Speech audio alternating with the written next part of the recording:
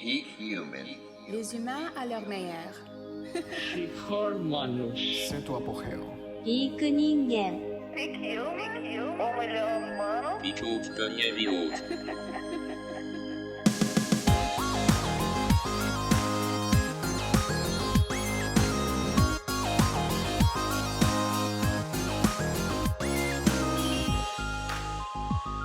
Hey, we're back with Peak Human. This is Brian Sanders. Welcome back for another great episode. Today's an interesting one with my pal Chris Irvin. He actually is interviewing me. It's a little bit different, but he's got a lot of great insight and is very on the same page with me on a lot of the nutrition stuff. It's also a good chance for me to tell my whole story, which many of you may not have heard. I get to lay out all my ideas. You can hear a little bit more about my background. I talk about some brand new stuff that I haven't talked about before. Satiety per calorie, some of the stuff that I'm writing in my book that won't come out for a couple of years. We talk a lot about how we got into this mess where we are today. Big food, big ag systems, ideas about hospital food, why a calorie is not a calorie. Of course, the seed oil stuff, food lies film, all kinds of great stuff. Chris is really great. He's on Instagram as the Ketologist. Definitely give him a follow. He puts out good content almost daily. I'll have to have him on for a full interview one day because I do most of the talking in this one. But I think you'll like this one, and he's really great, and he throws in a lot of great content in between me flapping my gums. Chris Irvin is a nutrition researcher, writer, and educator specializing in low-carb dieting for health and human performance. Chris is the author of Keto Answers, Mommy, Do I Have to Eat This?, and The Carnivore Diet for Beginners. Chris is known as the Ketologist on social media and is a host of the Keto Answers podcast. So, this is a great one. Before we start, Nose to Tail is live. It's finally live. It's been a week of struggles getting the website figured out, getting the shipping figured out with my new people. Everything is better. I started from scratch.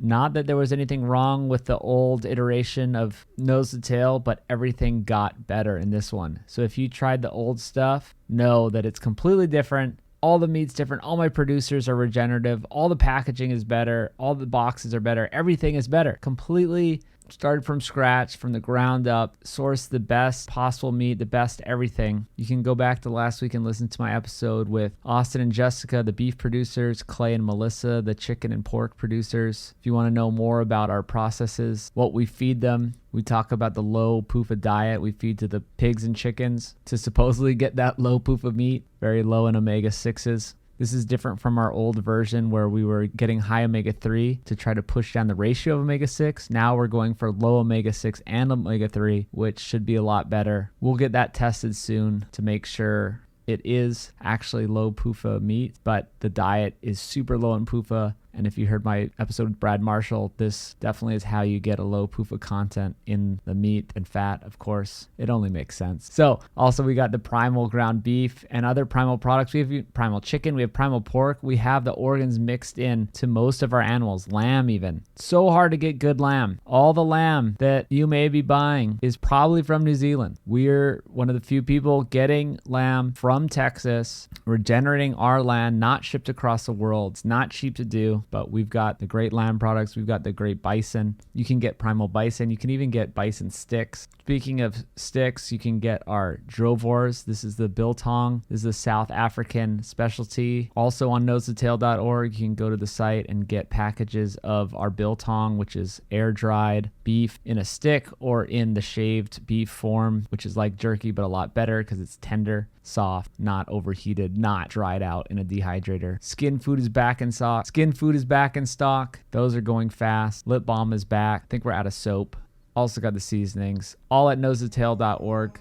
I'll cut it off here and we'll get to the episode. Enjoy this one with my pal Chris Irvin.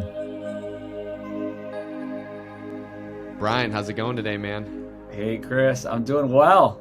Glad to talk to you. Yeah, man. Excited to have you on. Was hoping the next time that I would have you on the podcast would be when we're both in Austin, but given the last year, you're in Austin now and I'm not, so a little bit disappointed about that. You know, we'll meet in Austin soon. Yes. How you been liking the city so far? It is my dream. It's my dream come true. The community is amazing. Everywhere I go, I meet super smart, super healthy people. I don't want to pitch it too hard because then everyone's just going to show up here. Like, what's already happening? I'd say they already are. Definitely already happening, but I'm glad to be here, and I'm keeping Austin though. I'm not trying to make it California. Yes, I was going to say we need some people in there to kind of maintain it because I see so many people. Well, when I was there, a lot of people were moving in too, and then I think COVID obviously accelerated that. A lot of people wanting to get out of the West Coast and get somewhere like Texas. What's been your favorite restaurant so far? I always got to ask this. I really don't go to restaurants. I make most of my food. I'm kind of boring, but I've been to Dai Due, which is great. And you know what it is? This place called Ninja Pig. They're at the farmer's market. Anyone who goes to the farmer's market around town, and they do smoked brisket and pork belly, and their tortillas are homemade, made from just cassava flour and pig and lard. Wow. So they're just using lard and cassava, so it's like no seed oils, handmade. I guess they use a little baking soda. It's just 2 ingredients plus a little baking soda. Wow. Super good. Yeah, that's great. Clean. I've had their brisket before, but I didn't know that they made the tacos like that. That's pretty cool. Yeah. So when you get, just to give another rec, kind of similar to Dai Due, Salt and Thyme, which is also on the east side. They have, same thing, like they have their own ranch, I think, and I don't think that they're fully grass fed. I think they might finish them on like barley or oats or something like that. But still, I think they're following a more regenerative model. So I always liked going to that spot. So yes, for everybody who knows from the intro, kind of broke down a lot of the stuff that Brian's into. He's one of my favorite guests to have on because we can just cover a whole variety of things. And, I think Brian is one of those guys who is not only extremely educated with like the science and, nutrition and the impacts of everything on the environment, but is also, a great entrepreneur and has a lot of things from his website to his, the Nose to Tail company, his documentary that we're going to touch on, and also his podcast. So when I was doing a little scroll through from your site, I saw on sapien.org, your headline is Find True Health by Combining Evolutionary Principles with Modern Science. And I really like this because I was just talking to somebody the other day on the podcast about how, we get so hung up with ancestral eating and, we like to recommend that we do things the way that our ancestors did. And I think sometimes we fail to recognize where modern medicine has done well. Even though it's failed us in some aspects, there's also been some great man-made creations, I think, that can help us. So just curious to know like where this tagline came from and how you kind of look at this and how people can interpret it. Yeah, I think I love the ancestral health community. That's what I talked about in the beginning. It's like this is why I came to Austin, for ancestral health. But making the film, I guess I came up with it making the film because we started with evolution. We're going back. We're saying, like, how did humans evolve? Like, what is their gut like, and why do we need to eat animal foods, and how can we access more nutrition from animal foods and from plant foods? And you answer all these questions going back to the evolutionary principles. And so it's all great, but we're not saying that we're assuming this is all correct for modern day, or that just because we did it back then that it's 100% true. Right. Like, that's the main thing. It's a great place to start. And then, so the film progresses, and then later on, we have a section called Bad Science, Good Science. So the bad science is sort of this 40-year period. Most people know about Ansel Keys and all these things, 1950s, and the starting of the, like 7-country study and the McGovern committee and report and all this stuff. And then we have the good science, which is, we did a bunch of new studies, or even dug up buried studies that Nina Teicholz wrote about in her great book. And, it's like, it was buried in the basement for 16 years, and the results don't say what we originally thought, and they didn't like the results, so they hid it, that type of thing. So there's this great new science coming out that's kind of proving the ancestral principles. And it's proving that saturated fat is fine and that red meat is fine. Of course it's fine. We ate it for all of history. So we can take a look at the ancestral stuff, see if it lines up with the new stuff, and very, very, very often it does. But maybe there is some things. I'm still open to, our ancestors, just the common critique of paleo. They're just like, we're going to just run around in loincloths, or we're going to live in a cave, or we're going to, we can't drink milk just because we didn't have milk. And I'm saying, let's re-examine that. I mean, obviously we have to adapt to the modern environment, and like, there's like keto treats. So that's not evolutionary, but it's like they can still be okay. Right. Like I still will enjoy one once in a while and it's fine. Or we can have dairy if you use raw dairy and maybe use A2 milk, and you can work on your gut health, and maybe we can have dairy. There's no like lines in the sand either way on evolution. It's just let's look at it.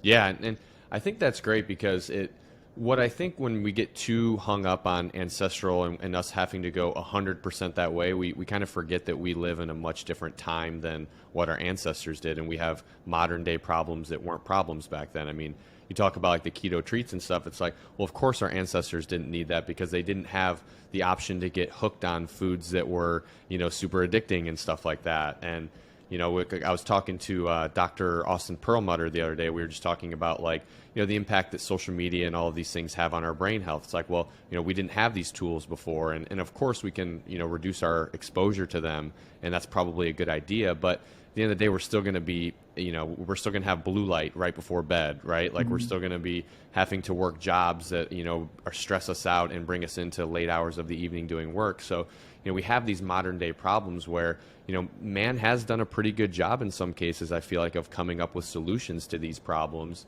But as you highlighted with, kind of talking about that dark 40-year period, we've also done a lot of things wrong. So what happened during this, you mentioned this 40-year period, what's going on with that? And, definitely want to talk about how that's still impacting us today too. Absolutely. I think it really, well, a lot of people have different theories of what went wrong and why we were fat and sick. I mean, I always like to ask people, even people who disagree with me, there's other, types of nutrition personalities out there that they're just saying, it's just counting calories. Why don't people, or people are just less disciplined. Like I'm like, does this really explain what went wrong? Why that 88% of Americans are metabolically unhealthy? That people just stopped counting calories or became less disciplined in 1980 when the sharp uptick. So, there's all these competing theories of what went wrong. And I think what it all comes down to is some bad science, like I called it. It's like these mistakes that we made, and it led to everything else. So I'll kind of start from the beginning is when you think that all calories are the same, and this is what we thought back in the day, you can make mistakes like the food pyramid. And there's more mistakes in the food pyramid if people research, we'll put it in the film, but how these dietary guidelines in the food pyramid got created, there was lobbying and special interests and grain and corn, and there was also money involved, like, well, we can't afford to feed the food stamps program, for example. We need, what is in the guidelines will dictate the food stamps. We can't give fresh meat and produce to everyone, so we're going to have to backfill, well, the entire bottom of the pyramid with cheap stuff that we can get calories to people. So what I'm saying is we didn't have super good science on protein. Right now we know that protein has a higher thermic effect of the TEF, right? You burn more calories just digesting it. Protein is more bioavailable in general from animal foods, and it's just not like other calories, right? It's not like carbs and fat. People should know this by now. It seems like we didn't know this back then. We didn't do all the science. I mean, we've done tons of studies now. I mean, it's only in the past decade probably that we've started to control feeding studies for protein, right? Like you can't do a legitimate feeding study if you don't control from protein these days, because it would throw it off completely. You need to have both intervention groups with the same amount of protein. Then you can adjust carbs and fat, and you can look at, what's the difference and do all that other stuff. Have to control the protein. Didn't apparently know that back in the day. We also the main bad science was just demonizing cholesterol and saturated fat, the Ansel Keys story, that whole thing. So I won't get into all those details, but just the notion that saturated fat was bad screwed us. So if you think saturated fat is bad, so okay, well, we need other fats. And if you think all calories are the same, then you can make the food pyramid, right? Because you're like, okay, why not? So we need to give people 2,000 calories a day. So all calories are the same. Fat's bad. Okay, well, great. Let's just put the whole bottom, 6 to 11 servings of grains. That's cheap. We'll put meat up at the top. We're set. So it really starts with those two big errors. And then, of course, it opens the door to the food industry. right? And when you're, oh, okay, fat's bad, and the story's history from there. People Right. kind of know this already, but yeah, I think it's important to know though where we went wrong and why it happened, and like that things have changed since then, and we know more about fat and calories and protein. Right. Yeah, and I like that you highlight it like that because, I think what a lot of people think is that back then when we made these recommendations that the research actually did state these things, and that, and I think that's what's confusing to people. It's like, well, if the research used to say that whole grains are good for us and saturated fat is bad, why has this changed in the last, 10, 15, however many years since we've started to look at things differently? And I think the way that you're highlighting it here is that, it wasn't that research actually said that. It's just that it was our misinterpretations of research or our inability to conduct it well that led to these recommendations. I mean, is that kind of what you're saying here? Kind of, yeah. Gary Taubes was interviewed for the film, and he kind of introduced this notion of we just didn't have all the equipment back then. It's just we just didn't have the capabilities to do all the science we have. And also a lot of it was based on epidemiology, and it still is based on epidemiology, and we can still get things wrong with epidemiology. So yeah, it's both. And now we're finally nutrition science is hard, Right. It's really hard to do the real interventional studies that probably will never be done, sadly. Right. Well, and I think you look at it's easy to get hung up in where we're at currently and think that we've always, like you said, always had access to these same instruments to conduct experiments or the same knowledge to allow us to set up an experiment correctly. Then you realize it's like we didn't even really know that there were nutrients in foods until like I don't know, it was like 1912 or something like that was like the first study where they actually figured out that there was stuff in food that we should be paying attention to. So it's like everything is fairly novel. We really haven't had that much time to study this stuff. Yeah, not everyone knows that. Or even just the planets. We didn't know that there was planets orbiting suns and stuff until like the 80s. I was like, oh, wow, I didn't know that. It's crazy. And vitamin K, too, and Weston Price. And like we didn't even know about vitamin K2 and activating vitamin D. And like this was in the 30s, and he had to figure this out through observation. I read his book, very good book. I try to bring it up on every podcast ever, Nutrition and Physical Degeneration. But he found out about, he called it vitamin X or activator X, and now we finally know. And that was less than 100 years ago. Wow. Yeah, so it's like, everybody thinks that, oh, hold on. We're good here, but it looks like we're having a video issue.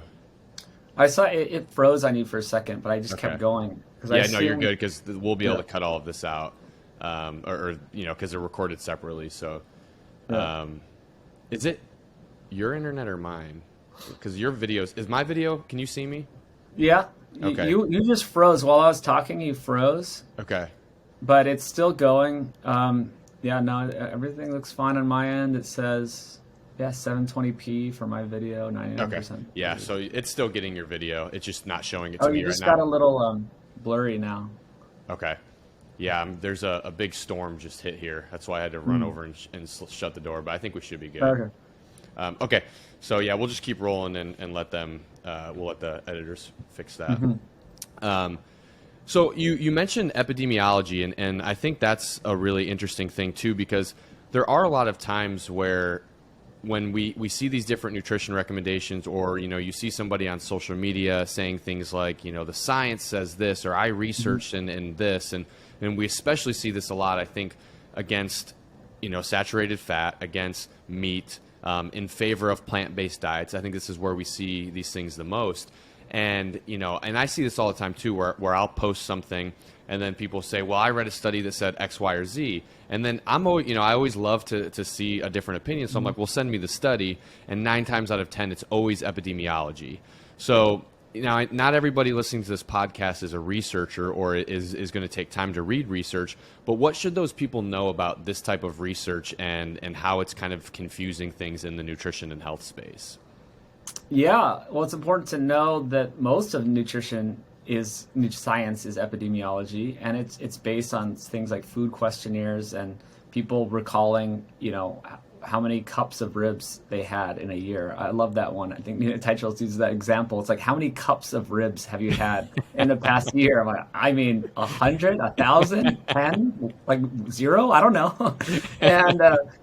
And people, and there's always this kind of bias too, because of this idea that plant-based is so rampant in society. I think this is important too, is that people, when they're doing the recall, they try to make themselves sound more healthy, and they're like, oh yeah, I didn't eat that much meat, and yeah, I don't eat that much red meat and stuff, and they're like boosting up how many fruits and vegetables they eat, even stuff like that, which they do study. They even study the act of studying food questionnaires, and they do find that this is the case. Yeah. And so I just read a study the other day. It's an old study, but it was where they took it was with children, but they took children who and they had them do food recalls from like the last several days of eating, and they found that they classified the kids, I'm sure outside of the study, probably not to their faces, but they classified them as like, being like healthy weight, or being like underweight, healthy weight, or overweight. And they found that the overweight kids reported wrong on everything. They reported that they underate on their calories and basically everything except for fruit juice. They reported accurately because they thought that it was healthy. What was kind of the takeaway there. So I have just kind of come across this studies of how to study people, and I think it's fascinating because, like you said, it really highlights where these studies go wrong. Yeah, I haven't seen the kids one. That's amazing. But they've done it with adults, and they always unreport. Yeah, it's like they unreport calories. So it's like everyone should have been emaciated according to their study. They're all skeletons. So it's messed up. It's also just inherently, the whole point of epidemiology is to move to the next level of science and provide observations and theories, and let's say, oh wow, okay, maybe there is a signal here, so now let's actually study that signal with an intervention that's controlled and blinded or placeboed or whatever we can do. But it's not for making actual conclusions. It's to draw theories from. So you can so people know it's a lot of correlation, but epidemiology cannot show causation. And so that's the problem. So I think there has been a huge plant-based bias in the world for many, many decades, and it's kind of why I think it's all driven that way. And that there are all these, you can point to studies that show certain things, and I think part of that is the bias of that plant-based is this healthy cornucopia that we all need to do. And so it's sort of just driven in that direction. And I see this bias in the highest levels in the WHO. They're the ones, you brought up red meat, right? The people will always point out, but it's considered a carcinogen, and processed meat is a type 2, this and that. Yeah. So I interviewed one of the scientists that was on that committee that in 2015 decided that. And he was, just this middle-aged dude, just sort of like run-of-the-mill type of guy, USDA scientist, Dr. David Klurfeld.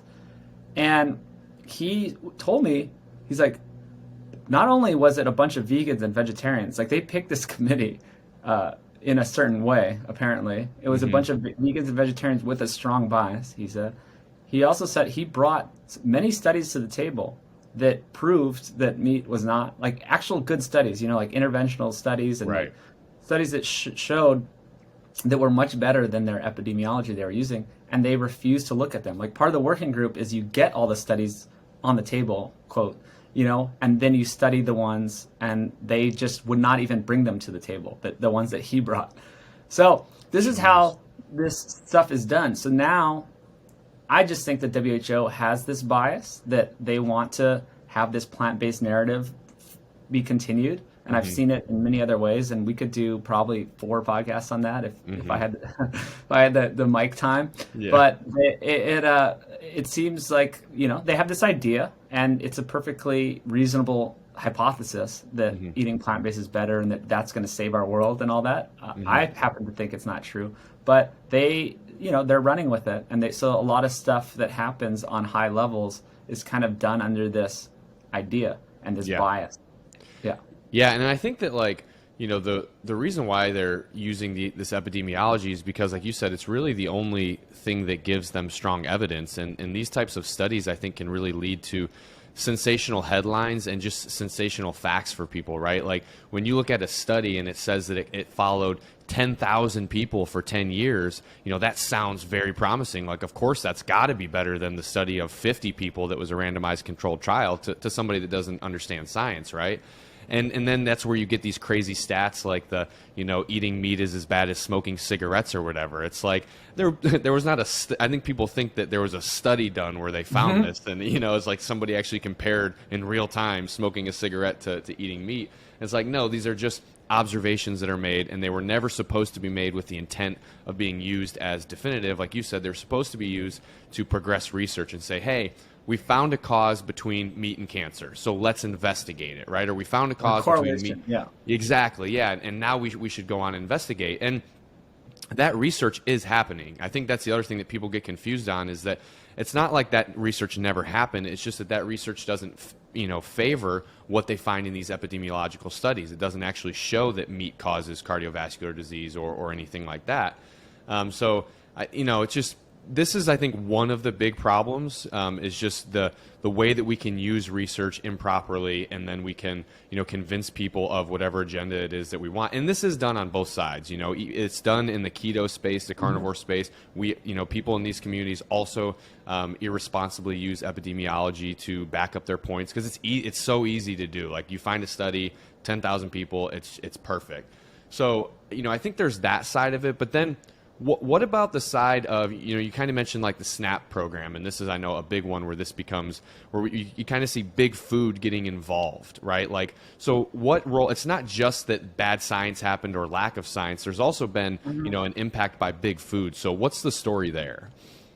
Yes, I love this part of the story because I kind of discovered it firsthand, because I started my meat nose to tail company that sells, grass-fed meat and the whole thing. And it, most of my money goes to the rancher. It goes to raising the cattle. It goes to raising all the different meats. I don't make a big profit. I'll tell you, like, I'm not a rich man. I am squeaking by over here. Yeah. And so that led me to the idea of the profits in the processing. Mm-hmm. So this is kind of this little tagline that kind of explains everything when you get up to the highest level.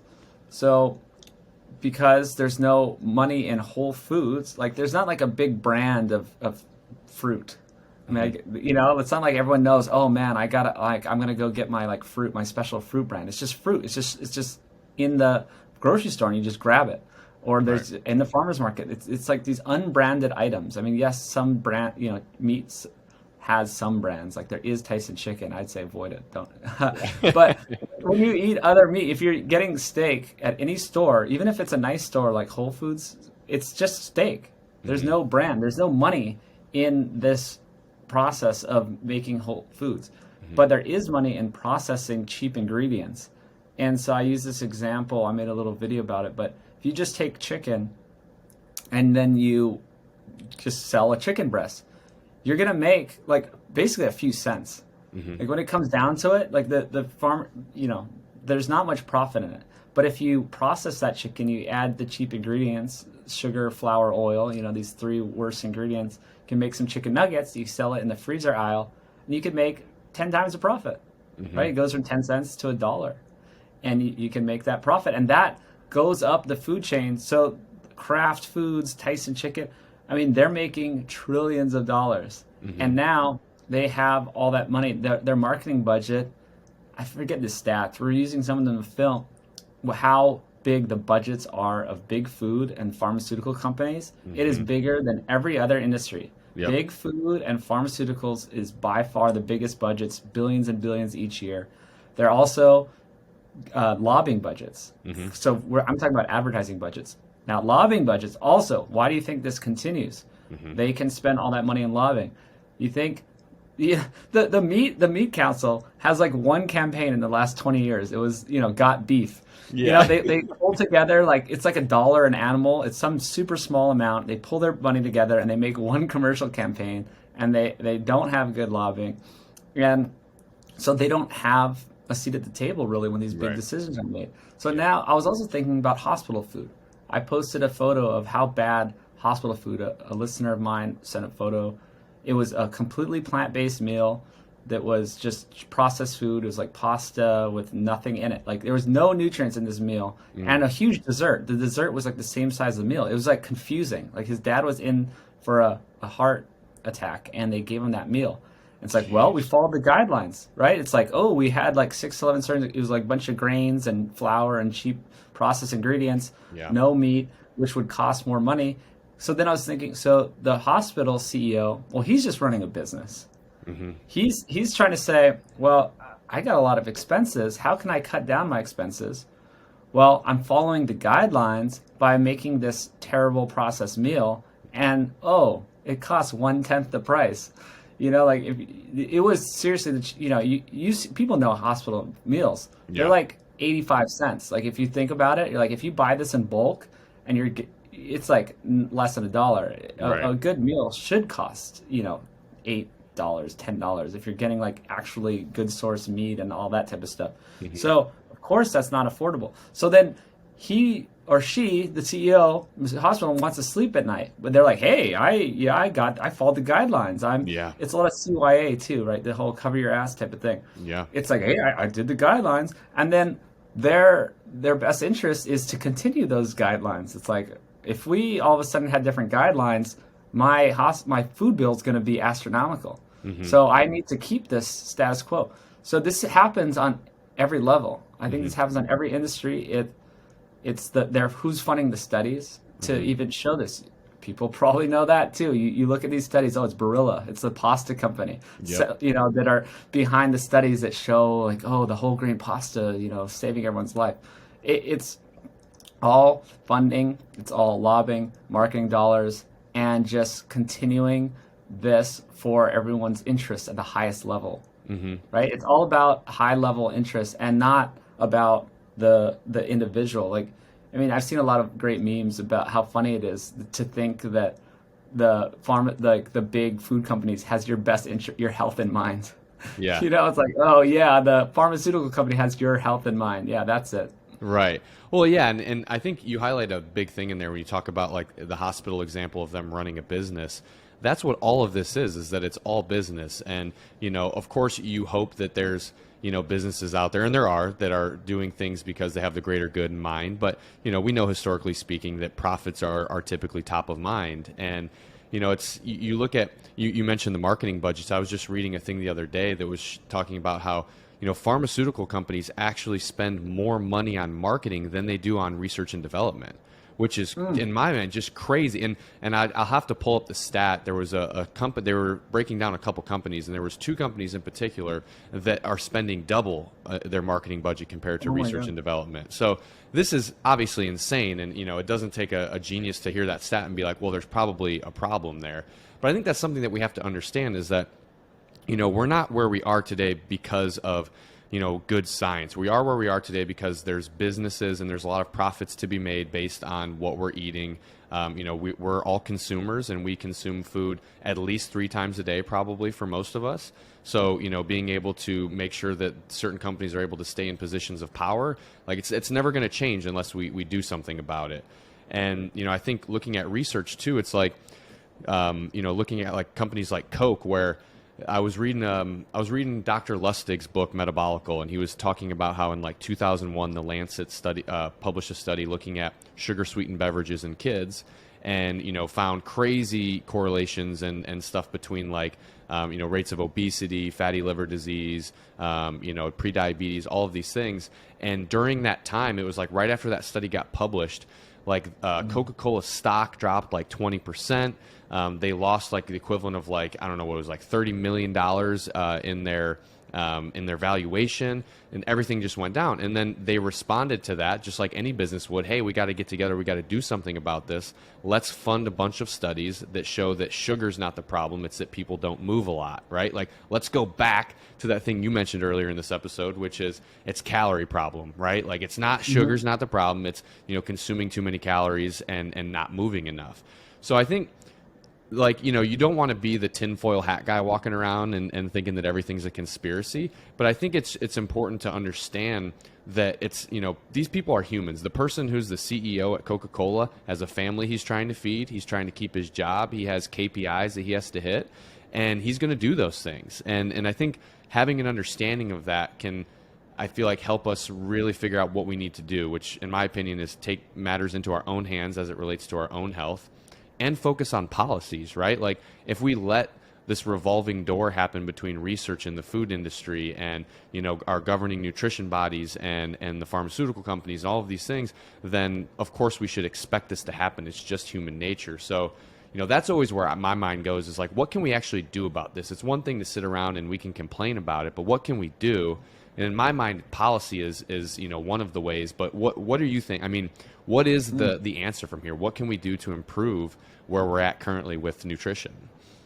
I love looking at the solutions, and I love you brought up the tinfoil hat stuff, because I go on both sides of that. Mm-hmm. But I always say most of this stuff, you don't have to be tinfoil hat at all. Right. Like it's just business. Like, yes, you can, look deeper and find some more agendas, or everything really can be explained just by, well, there's just some bad science done, and that opened the door to the food industry, and then the profit machine just took over, and it's just it just keeps itself going. It's a self-perpetuated thing about capitalism and people making money. Right. So you don't have to be a conspiracy theorist. You just have to understand economics. Right. So that's a good point. And part of the solution, you have to get into those economics, though. Mm-hmm. And like you said, take your health into your own hands. That's huge. It's huge.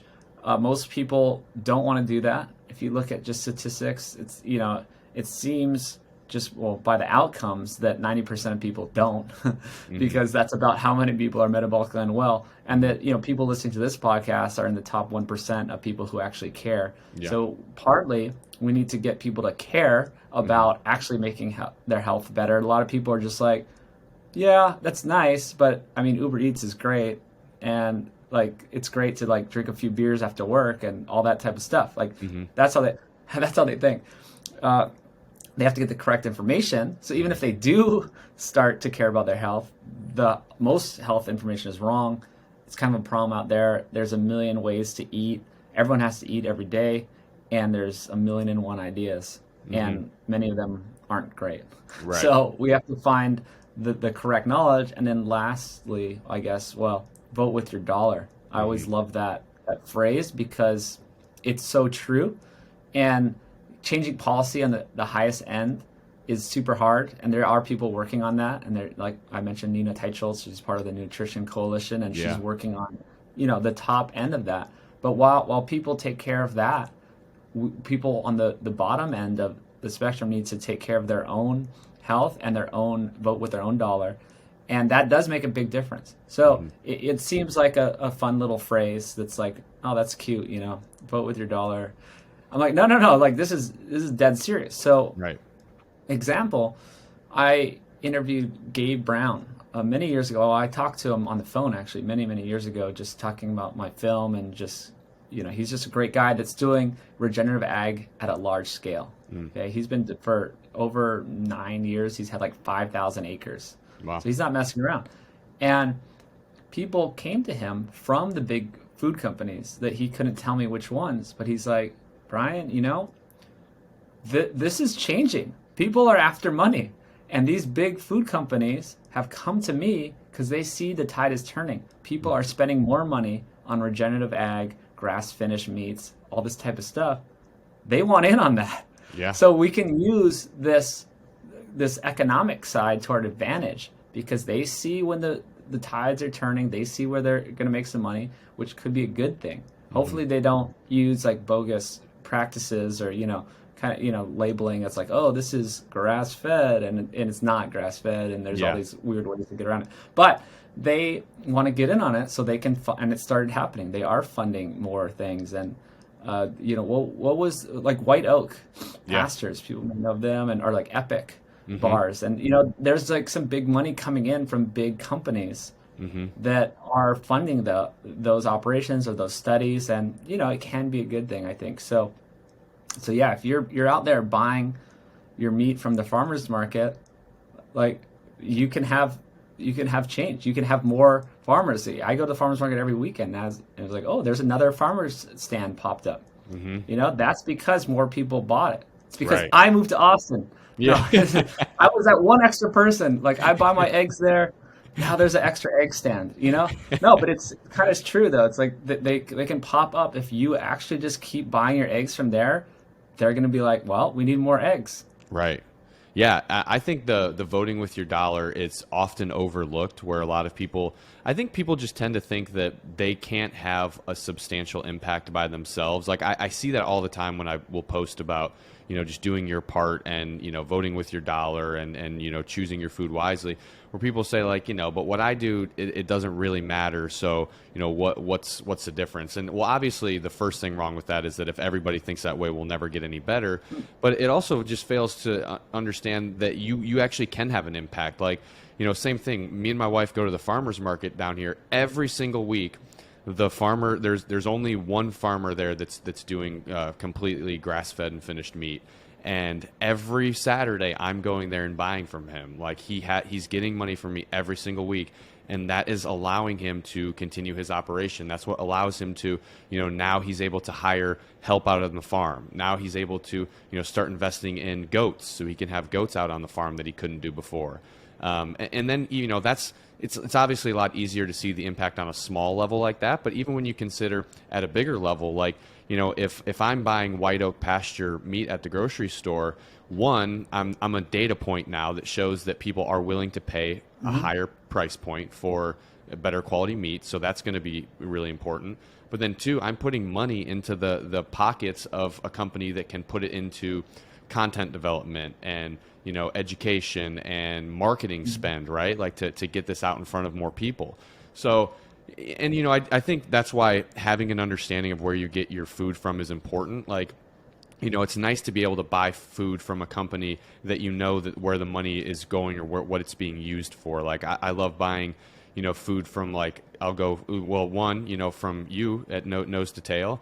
It's like, if I'm going to be getting beef jerky, like I would rather buy it from you because I know, supporting what you're doing is going to be helping with a documentary. It's going to be helping with your podcast, like all of these incredible things. So I think people just should realize that you can, make a difference. And we are seeing some of these big food companies, General Mills, Kellogg's, who are trying to get involved in these spaces. And, we hope that it won't lead to them making it worse, right? Like, unfortunately, General Mills has come out with some pretty shit products that they're marketing as keto and low carb and whatnot.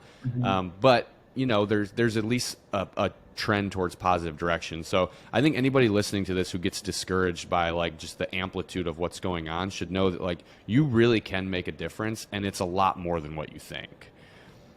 I love it. I love it. And sometimes I kind of forget that too. And I fall into the same traps of like, oh, it's easier to just grab this over here. Yeah. But yeah, I love that. Well, And it's you go like there's a restaurant here in St. Pete that I go to all the time. It's called Naked Farmer. They have 2 locations. It's like a lunch bowl. Everything is sourced from farms in the area. And when you go into the restaurant, there's actually it's kind of like a Chipotle sense where you just go through the line and you get your food. But they have a sign that lists every single farm, the name and location of it, where they're getting their food from. And it's like, I go get lunch out probably 2 or 3 times a week. Like I go there probably 2 or 3 times a week. I could be spending that money anywhere else. And the owner of that business, he has approached me and he has told me so many times, like, thank you so much for choosing to spend your money here. And then also, I'm in a unique position where I have a little bit of a following where when I post about it, he's like, every time you post about it, we get people coming in and our account's growing and all of this stuff.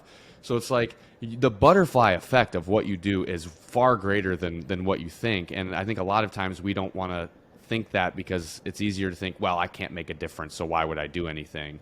But you can, and especially with these smaller companies that are trying to do things right, like they have smaller operating budgets. It's just the way that it is. So you can definitely make a difference.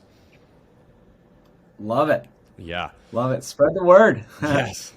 All right. So, we talked a little bit about the food industry and its impact. I do want to circle back to something that you brought up earlier, which I think it kind of plays a role in how we've convoluted research and whatnot. But let's talk about calories for a minute. So, you kind of highlighted briefly how we had a calorie problem before.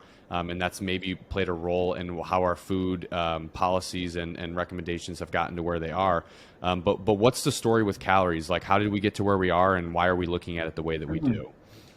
Yeah, I'm obsessed with this idea because so many people have so many opinions on it, and it gets heated too. Like online, I kind of mentioned like people, there's different nutrition camps and influencers that want to argue about it. And I love and the Coca-Cola stuff you brought up.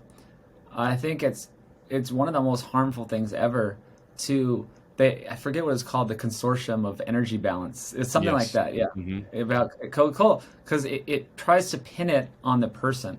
Right? If you just didn't eat less or move more, so if you ate too much and you didn't move enough, that's on you. You're just a lazy dummy, right? That's what they're trying to do it. So it's like, drink your Coke, and if you're fat, it's because you didn't exercise enough. That's insane. And so, I mean, it's great for them. I understand why they want to fund all these initiatives. But, and then, so I'm online too, I'm doing my social media stuff, and I get a lot of haters and trolls.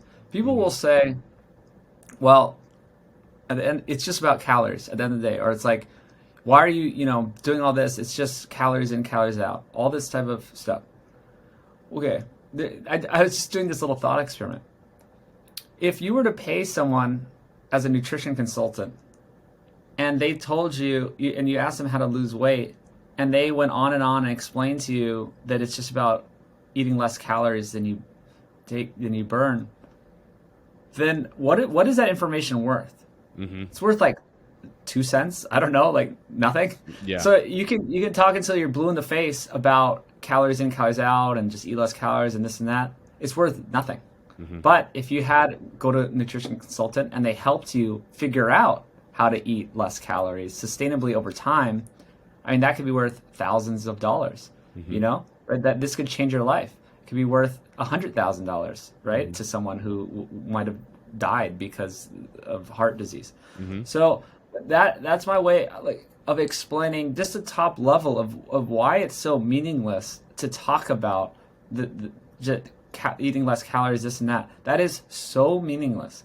Like, just forget about it. Yes, of course, you need to figure out a way to eat less calories. But the $1 trillion question is how to do that. So I'm obsessed with how. This is how. Humans don't have a calorie sensing mechanism. Okay? We have a satiety sensing mechanism. That's what satiety means. For people who don't know the word, it's how full you are for how long. Right? I am satiated from eating a steak. And that's what mechanism humans have. Right. Okay? We cannot just sense calories. Like, we just made up calories. It's a human made up concept. But I'm an engineer, so I like this type of thing of the units. Like, if people know simple math, you have to balance the units. You have to have the units on the left equal the units on the right. And if you're just looking at calories, that's just that's just a 1 unit thing. And the humans don't have a calorie sensing measure of that unit. But if you look at calories over time, you can have a measure of satiety, which is fullness over time. Right? So now we're using the correct units, because you don't get fat in 1 second after you eat a meal. You get fat over time. You get fat from eating too many calories over time. So this is a really important concept to me, that it really is about satiety if you want to talk about long-term and sustainable weight loss or fat loss. And because, again, it's meaningless to tell someone to eat less, move more. And all that really matters is, and it's also, you can lose weight on any diet. Right. I love bringing up the Twinkie diet. Like, there's a doctor, he's like a professor, and he lost weight eating Twinkies. Of course, his health was terrible. He was starving all the time, but he did it for a short period of time. So this is like my whole lead into satiety, which I love. I love your posts too on Instagram. I'll give you a shout out too. Like, you always have some good content on there, just really sensible stuff and useful stuff. So I like to post about satiety, but somehow it actually doesn't get that much momentum. Whenever I like really talk about satiety, people are like, "Oh, what are you talking about? Can you just like give me some quicker, easier knowledge, or post a picture of a nice meal?" Right. You know. So when you talk about satiety, I actually pitched this to Ted Naiman. I bet you are a fan of Dr. Ted Naiman. Yeah. Hopefully people know about him listening. Yeah. And I talked to him about this years ago, and he kind of ran with it too. Is that foods have different satiety levels. And I pitched him this concept of satiety to calorie ratio. He has a concept of the energy protein to energy ratio, which is really great, and everyone should look it up and just understand if you want to lose fat, it's probably the best way to do that is up your protein to energy ratio. And energy means fat or carbs, and you just move that up, tick that up so that you lean more on protein and you're going less on the energy, you will probably lose weight, right? Yep. So my kind of idea was satiety to calories is what we need to look at. And I think that kind of explains a lot of different diets and why different diets work. Why does a pescatarian diet or like it can be very plant-based, but whole foods work, but a carnivore diet works as well? I think it's because my theory is that it's the satiety to calories are high in both of those diets. If you're eating whole foods, they have the proper satiety. They keep you full for the correct amount of time. And therefore, any good diet, in my mind, that someone could show me, I could show you that it's a good satiety to calorie ratio. It's the foods you're eating are mainly whole foods. I don't really care what your ratio of plant to animal foods are. I mean, I know there's a big difference, and we can talk about it, and I prefer animal foods for bioavailability and nutrient density and all this other stuff. But really, a potato ranks highest, well, depends on what scale. There's a Holtz data from 1995, I believe, that looked at satiety, and whole potatoes were, like boiled potatoes were at the top of that list. Really? What were they measuring for satiety? Was it subjective or I think it was subjective. Okay. I think it was subjective. This whole data from 95, so I'm not saying this is the end all be all, but they actually did get a lot right. It was protein, all these whole foods, is all whole foods, and it was mainly the non-sugary, sort of more keto foods, really. Yeah. It's like the boiled potato was the one food that wasn't like sort of a low carb food, but it makes sense because it is satiating, and it actually does. It's a lot of fiber, really, and or just like resistant starch maybe, and it's fine. So the idea is all the good diets are kind of based on whole foods. They have satiety, and my example would be a steak. That has whatever X calories. I hate talking about calories even. It has X calories. We won't even give it a calorie count. This steak has X calories, but it also has X satiety. So if I eat that steak, I'm going to be full for the correct amount of time, right? And then that's equal. That's that's good. Most whole foods have a satiety to calorie ratio of 1-to-1, but then you can go the opposite extreme, and let's look at apple juice. So that has no one drinks a cup of apple juice and like 5 hours later they're like, nah, I'm full. I had apple juice 5 hours ago. Right. No one's ever said that. That has a very, very one of the worst satiety to calorie ratios you could have, because apple juice could have 300 calories, like a cup of apple juice. But your satiety, you could even be more hungry an hour after you drink apple juice because your blood sugar went up and then it came back down, and you know what I mean? Like so that those are the two extremes, and then you can have something in the middle. I don't know, like a sandwich with like just a turkey breast sandwich and whatever it is.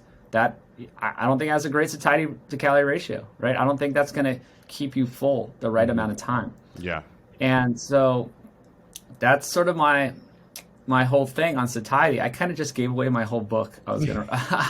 I've been trying to write this, but I'm trying to do my film, and I'm writing a Food Lies book too with another guy to go with the film. But then my next book is about this stuff. So please don't take this and publish it before I do. No, but I think it's super important. Apparently, people don't even care about it that much because I talk about it, and social media guys that we look at you can see your numbers. You kind of understand. Oh, that was 4,000 likes. Oh, that was 1,000 likes, huh? Yeah. And so whenever I post about satiety, it doesn't do well. So either it's not a great idea, or people, I don't know.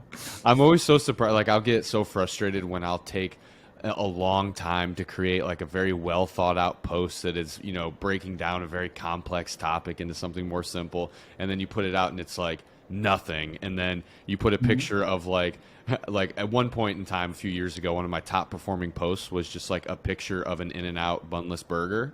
It's like 3,000 likes on it. It's like, come on. So I have a lot of questions. I'm glad you like talking about satiety, because I have a lot of questions I want to ask on this. The first one is you often hear a lot of people say that, and I think there's some truth to it, but it might be misinterpreted, that obese people or people who are metabolically damaged have impaired appetite signaling, which, we're talking about, the different appetite hormones out there and things like that. And I think what happens when people say this is there's this thought that these people have no ability to control their appetite regardless of what diet they're on. I think people generally think that this is something that can be improved, but I think it creates a different route to getting there because people think that, oh, I just don't have an ability to control it. So I guess first question is there truth to that? And if so, what can somebody do about it? I love that question. No one's ever asked me these details. I guess because I don't talk about this that much. Yeah. You probably are talking about leptin. Leptin is a hunger signal, and ghrelin. Ghrelin is the one where you're hungry. Leptin is supposed to signal that you're full.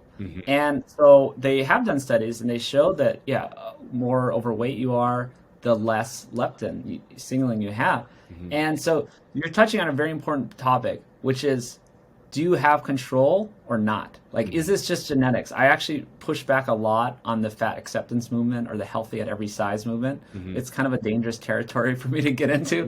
But I do like to push back on that movement because they're trying to say, you're stuck like this. This is how you are. You're just a bigger gal or a bigger guy. That's your genetics. And I'm saying absolutely not. I've seen it a million times. You could see it all over the world in different populations in modern times, ancient times. I could see it with an African-American guy in Dr. Gary's clinic, where I work, or I could see it in a young girl. I can see it anywhere. It's not true.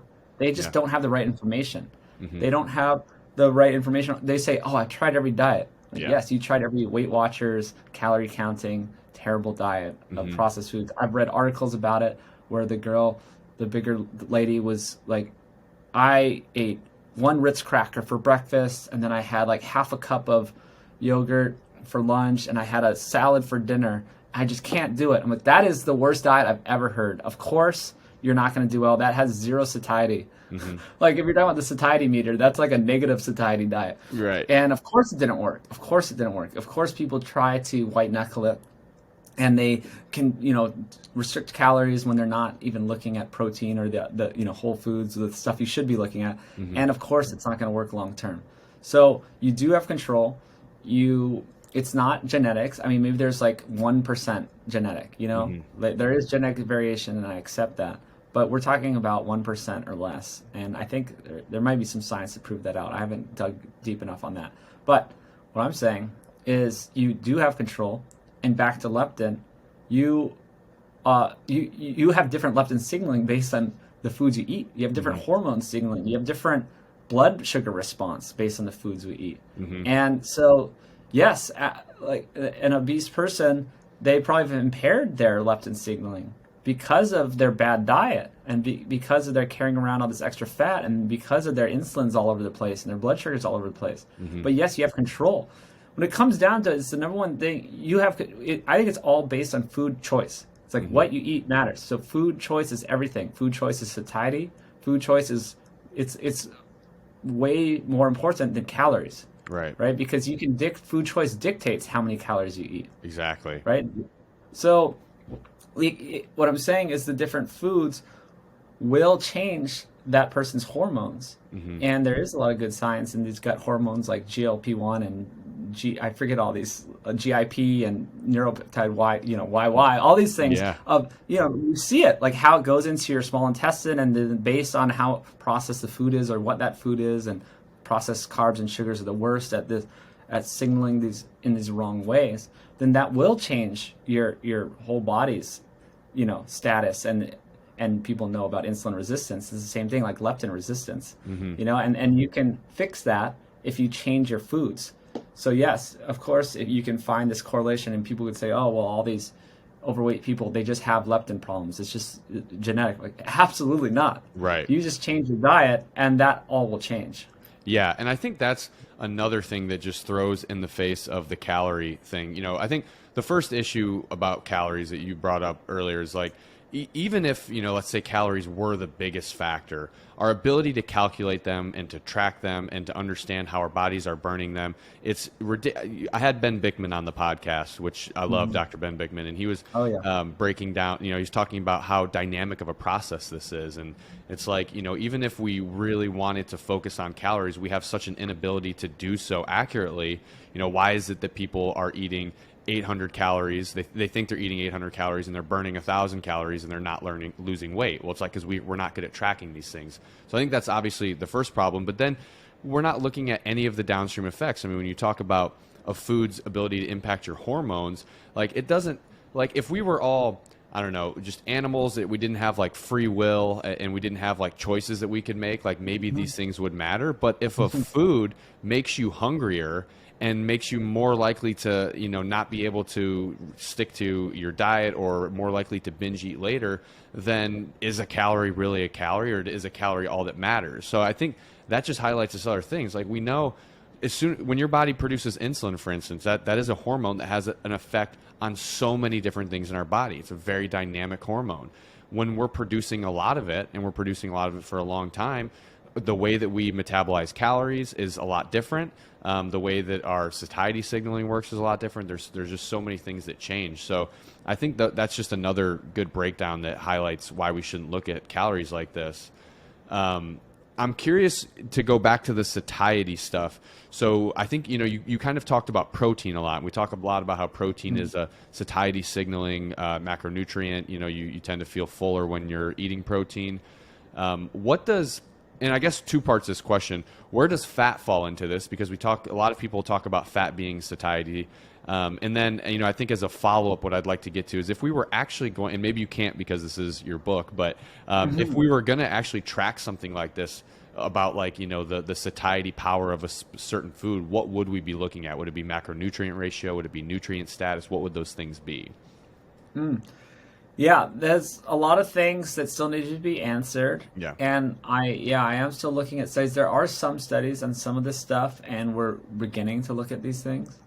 But satiety is hard. And I always try to come up with scores, right? Like, can we do a satiety score? So I'll start with that part of the question. And I think actually Dr. Ted did try to do this. Ted Naiman did put up a new post and a little website that kind of tries to do the score. And he uses protein, he uses fiber.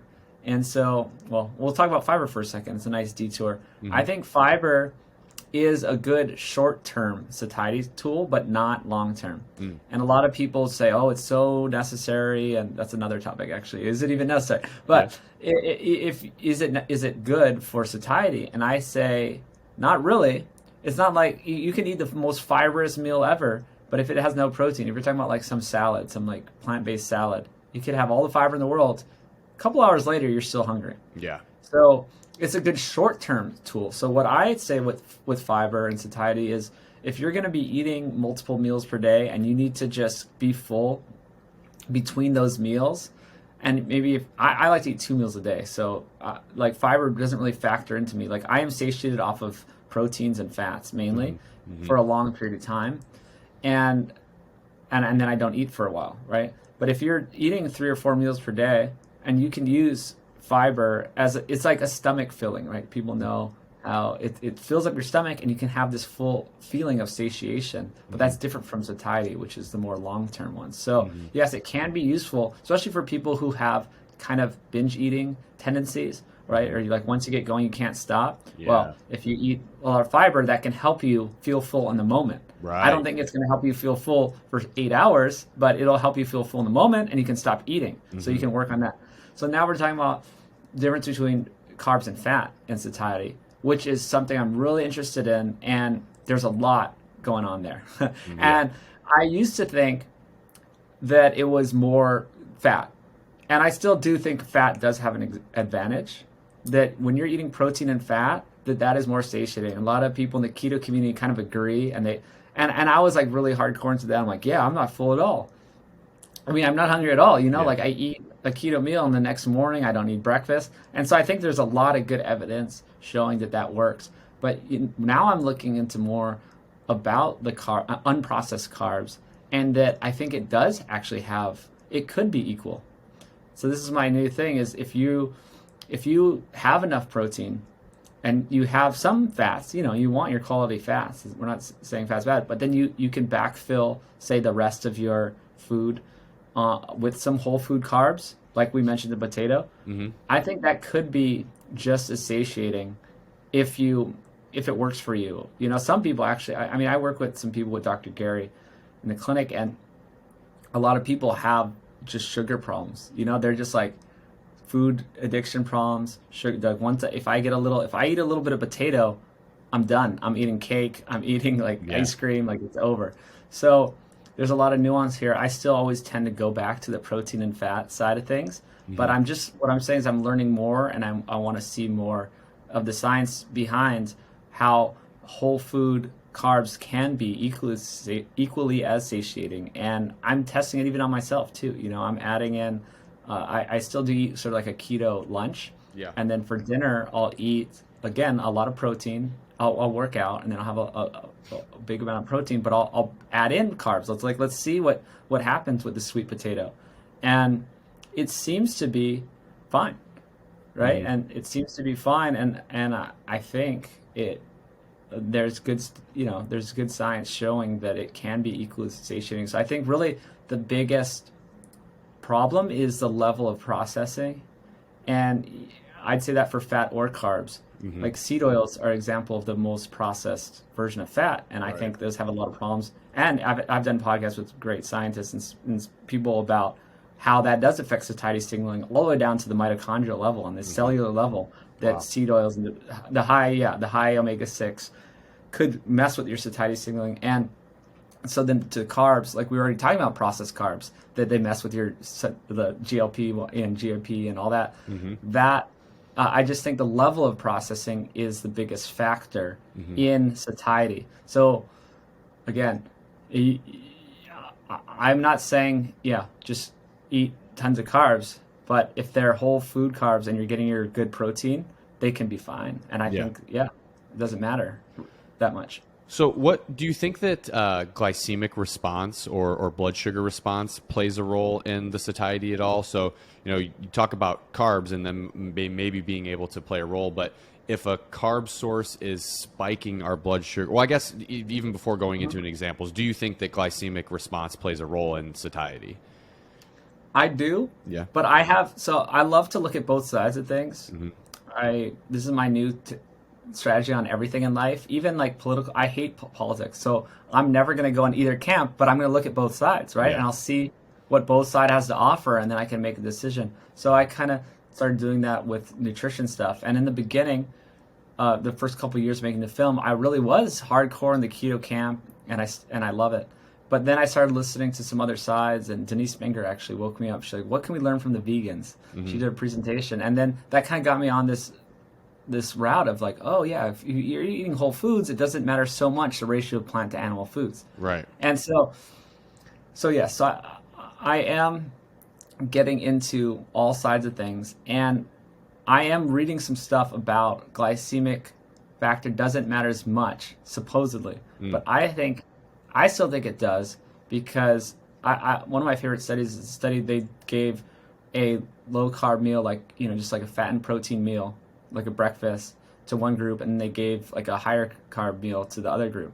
And they measured three things. They measured the blood sugar, they measured perceived satiety from the test subjects, and they measured ghrelin, which is how hungry, the hormone ghrelin, which is objectively, supposedly how hungry someone is. So in the experiment, the high carb breakfast went up, the blood sugar went up, and then it went down and it went below baseline. So this person was hypoglycemic, they're hungry. And at the same time, when it went below baseline, forget, maybe it was 2 hours after the meal, they had the highest perceived hunger, which was much higher than the low carb meal, and they had the highest ghrelin, right? Mm-hmm. So everything lined up with this, showing that assumably the higher glycemic foods make the higher blood sugar, and then the subsequent lower blood sugar response, and then it all lined up to how hungry they were. And then the low carb meal, it was just like steady, right? Mm-hmm. They did not have the big blood sugar swing. they did not have the perceived hunger at 2 hours, and they did not have the ghrelin spike. And then, I mean, their hunger didn't come back for 5 hours, whatever the appropriate time was. So that just kind of shows that I think it does matter. But I don't know. I'm just always open to new ideas. I just am listening to people, like there's this pro-metabolic community. If you heard like these like kind of repeat people, pro-metabolic, and they're all into eating fruit. They're like into low PUFA. They're like no seed oils, no refined grains, but honey and fruit and sugar are fine.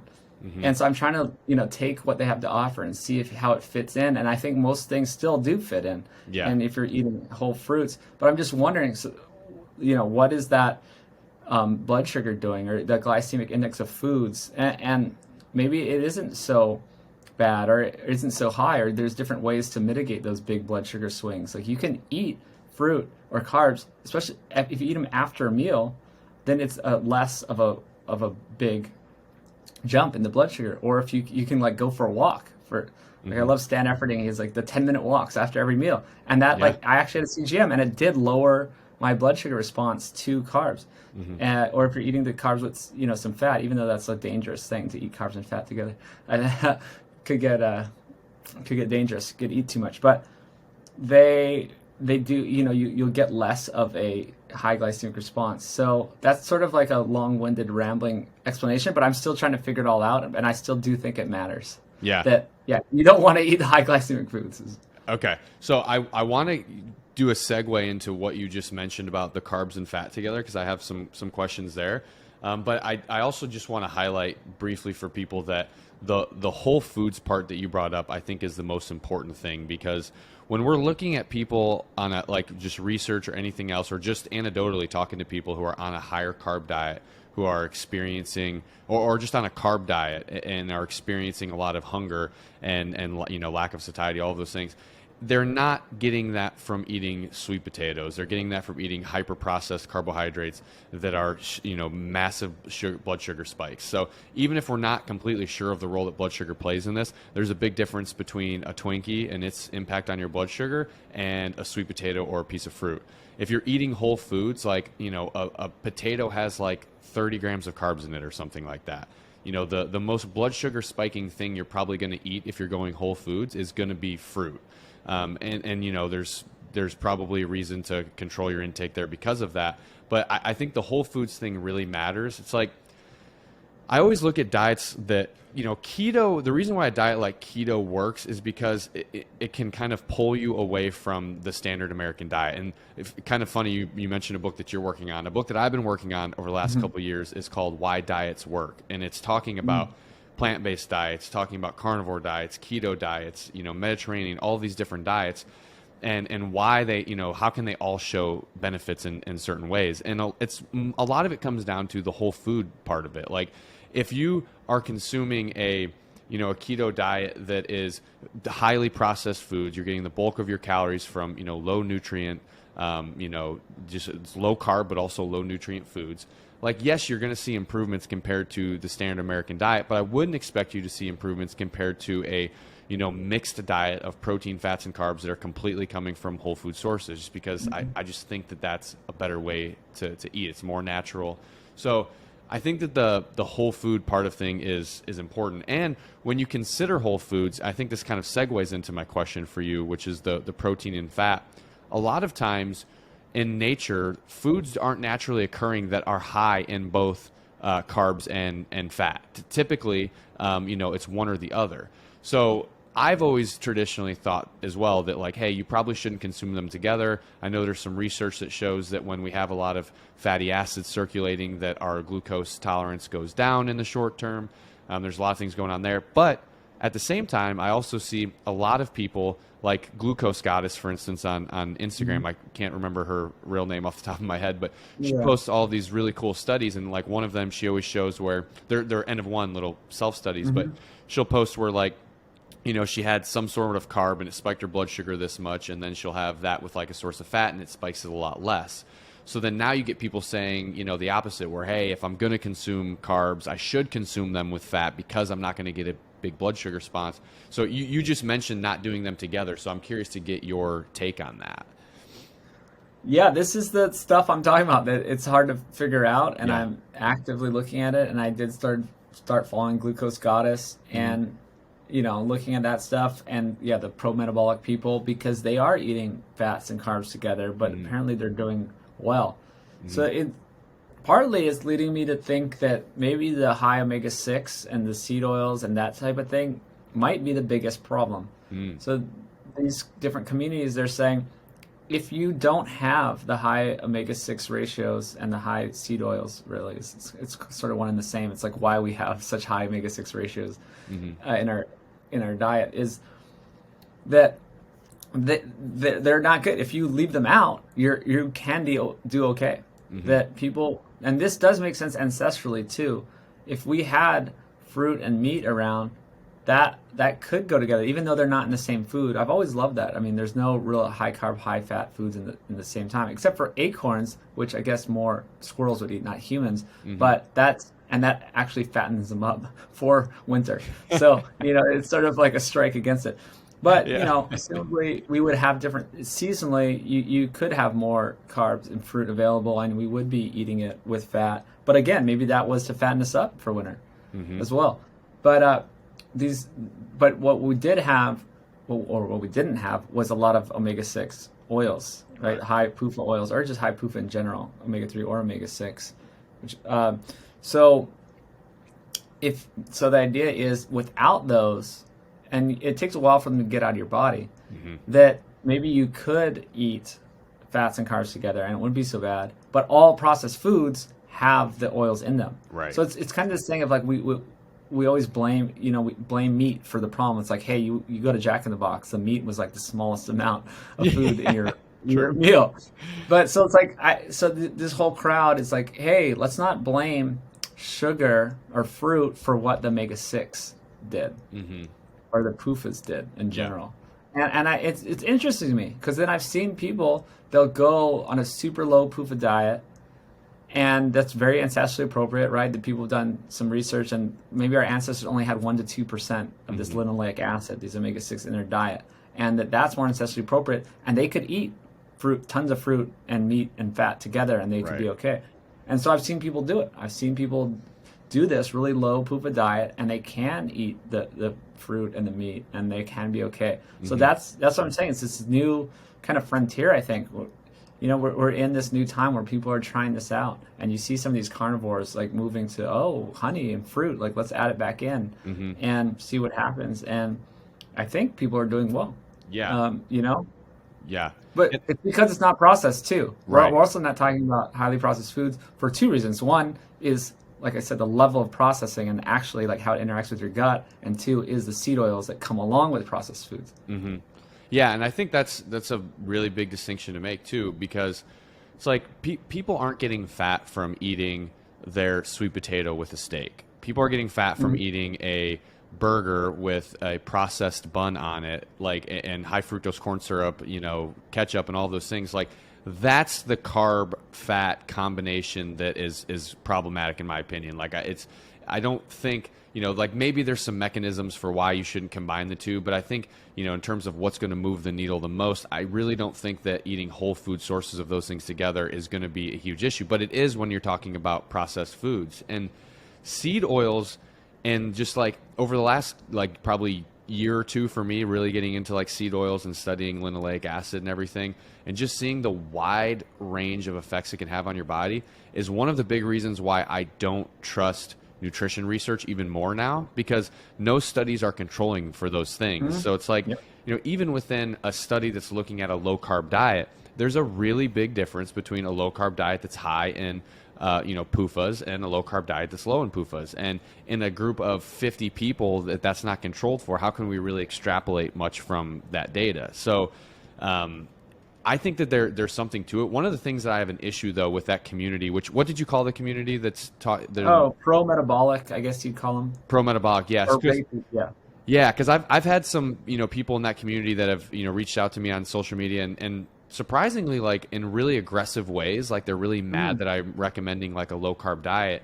And I always kind of say that, like, I'm not against sugar. I'm against sugar for metabolically damaged people. Like, I think regardless of if you're metabolically damaged, like if you have, insulin resistance, then you're not going to metabolize sugar very well from any source. But that doesn't mean that you can't fix that and go back to being able to eat whole food sources of carbs. So I was always a little bit surprised by that. But that's one of the issues that I have with that community, is that sometimes they take this thought that, okay, sugar and carbs and fat together can be okay, and then that changes into sugar is not bad for us at all and we should have no problem with it. And everyone in the world should eat sugar. Yeah. Yes. And that's I have an issue with, right? Because it's like, no, that's not thinking about the people who are metabolically damaged, and that's not separating the different types of sugar. Like, I'm not worried about the sugar that's going to come from me breaking down a sweet potato. I am worried about the refined sugar that's in fruit juice. I don't think anybody should be having that, right? So that's, I think, where we have to, like, it's sexy to just come out and say, like, have as much sugar and fat as you want. That's not the problem. Let's get rid of seed oils. But that just misses out on a lot of the nuance, I think, that we've been talking about this whole time, of there's so much more going on. What are these specific foods doing? And then even within a mixed meal, like, what is the impact of, let's say if you were having fruit and a burger together, what's that impact compared to having fruit and a burger cooked in vegetable oils? And I think those things are going to be dramatically different. So I think there's a lot of nuance in nutrition in general that we just miss a lot. Oh, 100%. Yeah, it's almost, now that I got onto the seed oil train too, it's like, man, how much nutrition science just got invalidated. Right. And even like how long it takes to get out of your system too. Yeah. And the pro-metabolic crowd, at least, are really on board with the seed oil stuff, and they talk about how it takes years to get out of your system, and that is a problem. Yeah. I think that's what one of their main criticisms of keto is because if it is still in your cells and there's all this omega-6, that if you start burning fat, you're going to be burning that bad fat because it's still coming out of your body. So, it's interesting.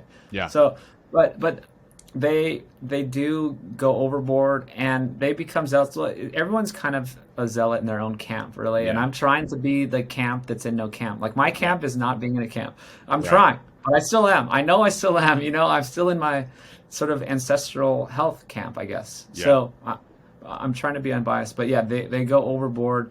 They don't consider metabolic status. Yeah, like you said, metabolically damaged people. They also don't consider habits. And I'm really big into, that's so important because I do work with people with Dr. Gary, like I said, and I see people who don't work with people don't understand that it's psychological, it's social, it's so much. There's people with mental problems. There's people with psychological disorders. There's people with past trauma. Dr. Tro, he works with a lot of obese patients. He's like vast majority that have trauma from the past, and they have eating disorders around food. And so it's like you can't just tell people, oh yeah, sugar's fine, fruit is fine, eat all the fruit you want. Right. You're like, okay, well, that's going to spiral out of control really quickly. And so I've seen that firsthand. So yes, I don't like these people that probably are have reached out to you. They're kind of zealots, and they're kind of just not considering all the other factors. Yeah, and I think a lot of times, like, for me, the nature of, like, my account being the ketologist working for Perfect Keto, like, it kind of brings it on itself, because I think a lot of people think that I am in the very extreme camp of I'm pro keto, only keto 100% of the time. And really, it's like the way that I look at nutrition, and like, I am a big fan of keto in the right cases, right? Like, I mean, personally, I don't follow a ketogenic diet 100% of the time. I typically eat lower carb, but I eat fruit, I eat sweet potatoes. So, I have those foods. So for one, I'm not, completely in the camp of only eating that way, but I think that keto is a really great tool to use under certain circumstances. So if you are currently on the standard American diet, you talk about behaviors and everything. I want you to eat a whole food diet, and I don't care if it's a mix. I don't care if there's carbs in it. That's what I want you to get to. But you don't go from the standard American diet to there. There's, that's too challenging. And keto, I think, is a really great way to say, okay, what is causing the majority of the issue? If you are insulin resistant and obese, what's causing the majority of the issue? I think it's sugar and it's seed oils, I think, are the two big things. So if we can cut those out, maybe we start by cutting out carbs first, and the reason why I like keto so much is because You cut out carbs for 2 months, you're going to see a ton of progress. And that's what people need to see. They need to see the needle moving in the right direction. They need to see progress, and they need to start feeling better so that they can create the space to want to continue doing better. Like once you start feeling better, that's when you can say, you know what? I am going to, when I go to the restaurant tonight, I'm going to have the, the courage to ask my server to cook my steak in butter and not cook it in seed oils because I feel better and I want to take control of my health.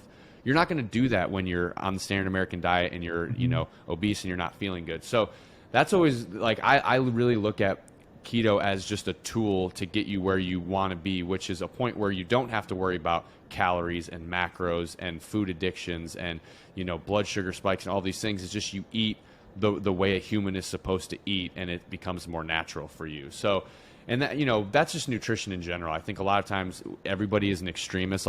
And I don't blame people. Like if you lost 100 pounds eating a plant-based diet and you were, before on a bunch of medications and you're not anymore, I would expect you to be really excited about that. And I would expect you to share that and even to think that maybe that's the only way.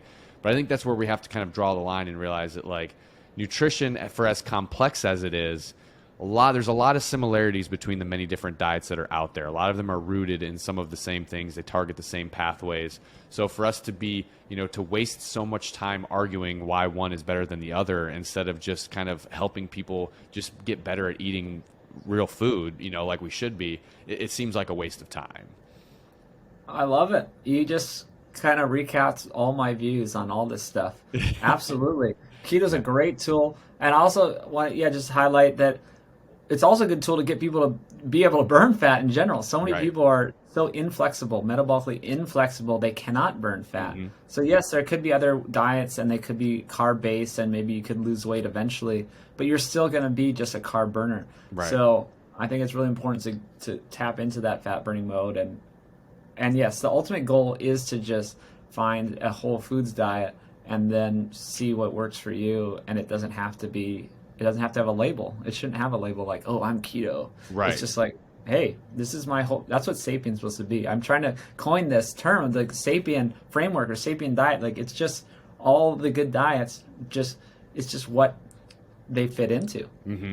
Just what you're supposed to be eating, like what's most optimal for a human to put in their body. It doesn't have to have some fancy label that we've made up in the last 10, 15 years. Yeah, exactly. So I think this is we've been mentioning a few times throughout this podcast about your documentary, and obviously we've covered so many of the issues in the food space and the nutrition space. So I think it kind of sets up well for it. For anybody who hasn't heard about your documentary that you're working on, Food Lies, can you kind of give us a little bit of a insight onto the inception of this project and what the purpose is and where it's going?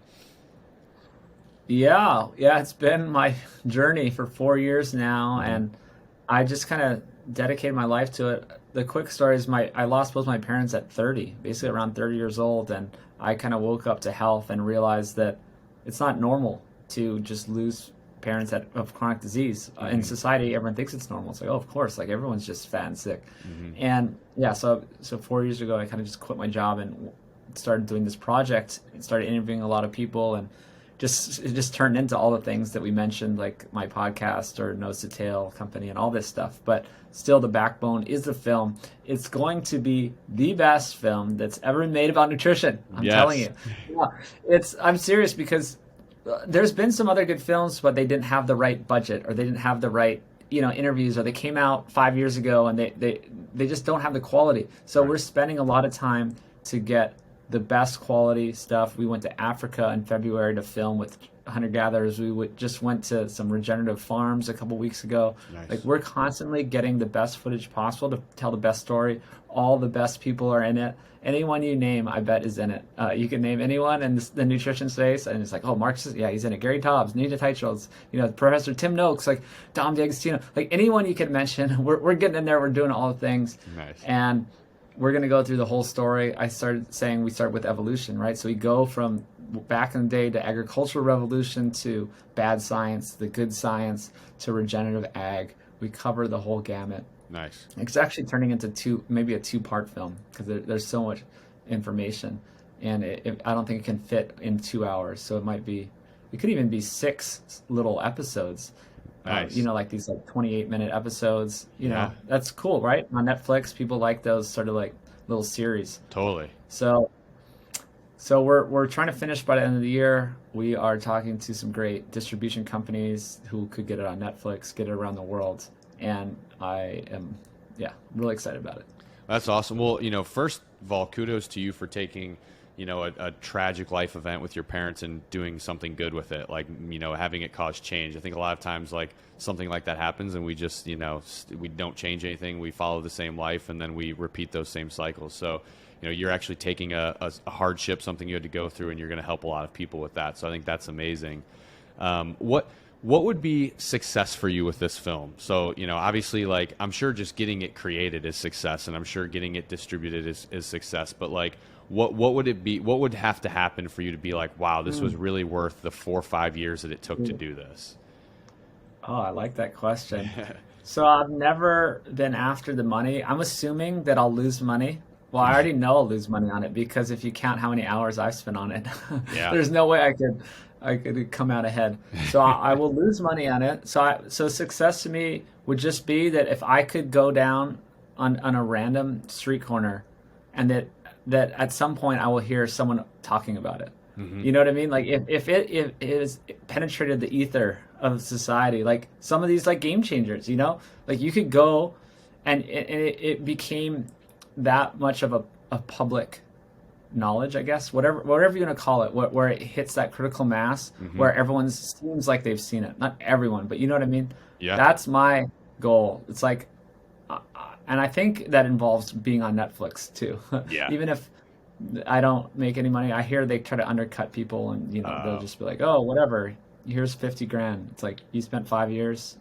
Yeah. And I'd rather have that, but then everyone be talking about it. And even just getting on Netflix doesn't mean everyone's going to see it too, right? There's so many things on Netflix, but just I want it to be into the public space where I think it can be the catalyst to change for so many people, because I walk around the U.S. and worlds for the last 4 years talking about this, and all I hear is, oh yeah, did you see Game Changers? Or, people will talk about these other films. So I know that nutrition films change people's minds, and they're like, oh yeah, I went vegan because I saw Game Changer. Totally. Like, so many people have these stories that I talk to, and so I think it actually will help people start their journey. Totally. I think you're so right that getting it out there, like on Netflix and stuff, I mean, Game Changers was a perfect example. Like, over the last 3 years, the number of people who I've had either say that they watched Game Changers and went plant-based, or using Game Changers as a way to combat eating meat, like telling you why you shouldn't eat it,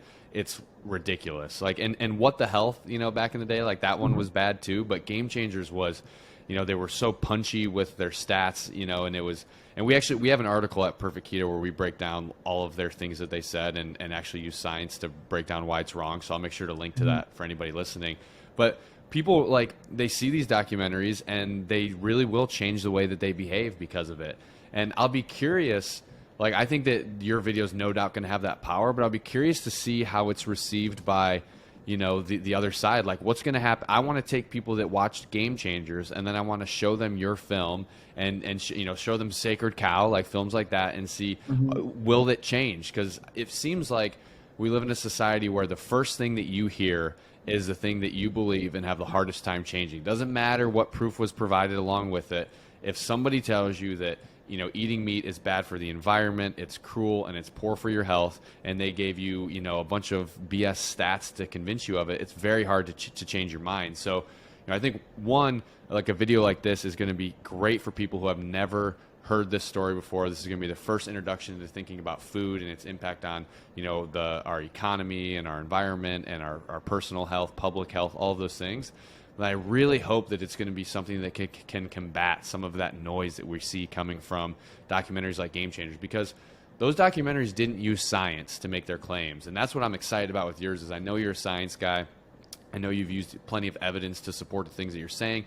All of these people that you mentioned, Dr. D'Agostino, Nina Teicholz, all these people that have spent just so much time doing rigorous studying to figure out what the science actually says about this stuff, I think is going to be incredible. So I think no doubt this is going to be the best documentary, and I'm really excited. for it to come out. Are you ready for it to be done yet, or where are you at on it? Oh man, it's grueling. I just want it done so bad, but I know I have to just kind of fight through this last part and get it out there. And yeah, I'm trying to make it kind of undebunkable. Yeah. So yeah, I really do want people to try to debunk it and the plant-based side, and we're thinking about this way ahead of time because we know what they're going to try to say. Right. And it's going to make it bulletproof, and we're also just not going to make it some extreme thing where, yeah, it's not a keto film, it's not like a carnivore film at all. Right. We're hitting all the concepts, and that's why it's going to be so undebunkable, because we're just saying meat is good, processed foods are bad. Yeah. Like, try to debunk that. Right. You can't. I mean, you can try. You can use the bogus stuff, like I said, WHO 2015. Like, you're not going to be able to debunk our film. It'll be fun for people to try. It'll get us some good publicity. Right. It'll just help spread the word more. So yeah, debunk away. Well, the debunking I think is good too, because then it, like, every time somebody tries to debunk anything that I put out, especially as it relates to plant-based dieting and meat and all those things, I always like it because now it's like, usually you're hearing the same things. Like you said, you kind of know what to expect, but sometimes you hear something different and you're like, oh, wow, like, that's why this person thinks that. Like, now I'm kind of armed with this new thing that is going to get in the way of people hearing my message, and now I can explain it differently to cover this aspect, and then maybe I won't have that problem. So I think, especially when you're like, people are only afraid of people trying to debunk their work when they know their work is bogus, right? Like, if you know that your work is sound, then you're not worried about people trying to debunk it. Sounds like the state of the world right now when things are being censored off the internet. I'm like, if you guys are so certain about this, why are you censoring it, huh? Yeah. Well, and so that's a question I have for you then too. Have you experienced any censorship from this? I know that, like, you've also been putting some things out there on COVID, and I'm sure you have experienced some censorship there. But as it relates to, like, food lies and talking about meat and everything, have you experienced that at all?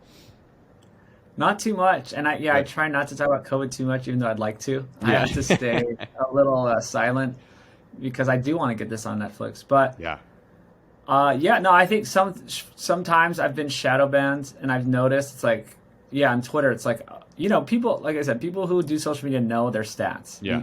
Right? And it's like, okay, well, I know that my stats were moving up in this way. Then for like a full year, I got no followers on Twitter. Yep. Like, it was crazy. It was like a full year, I didn't get any followers. I'm like, all right, well, something happened. Or on certain videos, you could just see something's wrong with this, right? Like, there's no way that this just all of a sudden didn't get seen, right? Like 1/10 of what something else did. So it's too bad, but luckily, I think the censors have moved on past the meats and like vegan stuff. Yeah, they're on to COVID now is the new thing. Yeah, I experienced the same thing when it was. Like last year, I developed a bunch of content around, just like animal-based diets, highlighting the issues with plant-based dieting, talking about regenerative ag, and then that was like right up before COVID. And then during COVID, I started putting together infographics that, in my mind, I thought were very modest. Like, there was nothing about being anti this or anti that. It was just, here's ways that here's things that you can control that can help you improve your immune system. Things that I just thought were pretty even keel. Everybody would agree these are good things. And same thing. Like, did not see a growth. Like, I was losing followers and not seeing any growth. For almost a full year. And then when I started kind of just going back to posting more about like nutrition and getting out of that a little bit. Went back to seeing great growth again on social, and then as of late started pushing out some more things about animal based and whatnot, and am not getting the same kickback that I did before. Still getting just as many death threats from vegans as I was before, but not getting the shadow ban. So it does seem like maybe they've moved on, which is nice. It does. Yeah, I just don't like that in general. I just hate that stuff of just censoring or just even like I said, just looking only at one side. It's almost like that's what they're doing. They're only presenting one side, and I think that's the biggest problem with the world. If you think of like all the different problems in the world, if people kind of had more common ground and or just looked at both sides of things, like that is actually everything, not just nutrition, obviously. Just the whole world could be better if people did that. It goes into like empathy and being just totally, like a fellow human, and looking, why does this person think that veganism is the only way to go. And I love that. You're like, yeah, they lost 100 pounds and their blood markers got great and all this stuff. So that's why, and you can understand them and you don't have to fight with them. Yeah. And yeah, and I'm getting all philosophical at the end here, but no, it is. It's just look at both sides and your life will be better. Well, and that's how I think you become, even if, one, we should always be searching for the truth, right? So you can't have the truth if you don't at least know what the other side is saying. So, if you are not interested in that side at all, then you don't actually care about knowing the truth. You just want to be proved right. So I think that's a big thing too. And then two, it's like when you understand the other side, that's how, even if you're right, like let's just say whatever camp you're in is right and the other camp is wrong, you now better understand that material. You better know how to communicate it to everybody. And, you're better able to help people when you have that. So it's like, it's one of those things where if anybody doesn't want their work to be debunked or looked at very closely, or if anybody doesn't want to have a conversation, hear the other side, it's because they're probably afraid of what is on the other side. What happens when we lift up the hood? What am I going to see? Is it, I just followed a plant-based diet for 10 years and I had my whole family do it. What's going to happen if I, read this study that shows that meat isn't that bad? Or, I haven't ate meat in 2 years because I was afraid of animals dying. What's going to happen when I look at how many animals die, from harvesting plants? It's going to scare me. So, and I think your documentary in a lot of ways, I think is going to do that for people, where it's going to say, this is the exact opposite of what I thought, of what I was told. And I'm sure it's going to be faced with a lot of resistance. So, it's, what the work that you're doing here is, it's not glamorous work that I think a lot of people think. This is tough, grueling thing that you're trying to accomplish. It is. I mean, it was glamorous for like a week to go to Africa, or 2 weeks. But other than that, it was me staring at a script, trying to rewrite it for the 10th time and try to, reword some sentence or dig up quotes from some interview. So yeah, thank you for that, though. I'm very excited. Of course. So I did see before I came on here that there's a place where people can go to support the film. Is that still live if they want to support the film? It is. Okay. Yeah, the Indiegogo is still live. You Cool. can go to foodlies.org and it links out to the Indiegogo, and it's super helpful because, we're paying a lot of people for the really technical work, right? The custom score, like we got to have like a really nice score soundtrack, we're doing the really nice graphics, animations, and we have to pay these people, so that's where the money would go to. Cool. Yeah, so make sure you guys check that out, and we'll link to that in the show notes so you guys can go. I also know that when you go on that page, there's some really cool like apparel and things like that too that you can check out. So really recommend people do that. Like we talked about at the beginning of this podcast, voting with your dollars. This is an example of that. You supporting this is directly supporting awareness behind something that we desperately need awareness on. So it's a great place for you to vote with your dollars. Where else can people go to learn more about you, to support you, anything like that? Mm-hmm. Yeah, any social media, I'm just Food Lies. So just search for Food Lies, YouTube, Instagram, all that. And Nose to Tail's my company if you're in the U.S. and you want to get some meat delivered to you. We're actually starting a whole new system October 1st. I'm starting with all my new ranchers. It's everything's going to be better. It's Nice. going to be awesome. How many Super ranchers excited. do you have? Well, now I'm switching over. I mean, we don't have that many. I have like 5 different people for the 5 different meats, kind of, right? Okay. Like I have my main rancher for each meat, and it's out of West Texas now. They're doing regenerative practices. Sweet. My main beef people have been doing it for 40 years. They took the Alan Savory course. The grandpa took the course, and they've been doing regenerative stuff forever. Nice. So super excited about that. And then sapien.org is just my kind of main site if you want to find what's going on. Cool. Yeah, and I'll link to all of those things. I highly recommend following Brian on social. He puts out a lot of really good, not only like the content itself, but just his breakdown of the content and his explanations of it, I think are phenomenal. Mm-hmm. So definitely check that out. I'm also a big fan of Nose to Tail. I get the air dried beef that you guys have. For anybody, there was biltong. Yeah, I guess you should specify there. But for people out there who are trying to find good low carb snacks, a lot of beef jerky out there is crap. Has a lot of fillers in it and stuff like that. This is, it's just meat and the seasonings that you use in them. So it's a really clean product. So we'll link to all of that. And yeah, make sure you guys go support the film, Food Lies. It's incredible. We can't wait to see it. You're probably going to see a big launch from us at Perfect Keto as we try to support that when it comes out. So make sure you go there. So thank you so much for coming on and taking time today, Brian. All right, Chris, this is awesome. Thank you. Yeah, man. You have a good one. All right, thanks everyone. Thanks for listening. Thanks for sharing with a friend. Go back and start episode 1. So many great stories of people starting back at episode 1, going through them all, learning everything, hearing the whole story as they go, the progression, all the knowledge. Go to nosetail.org. Get all our new regenerative meats shipping out now. Biltong, body care product, and seasoning. So thanks so much, everyone. We'll see you next week.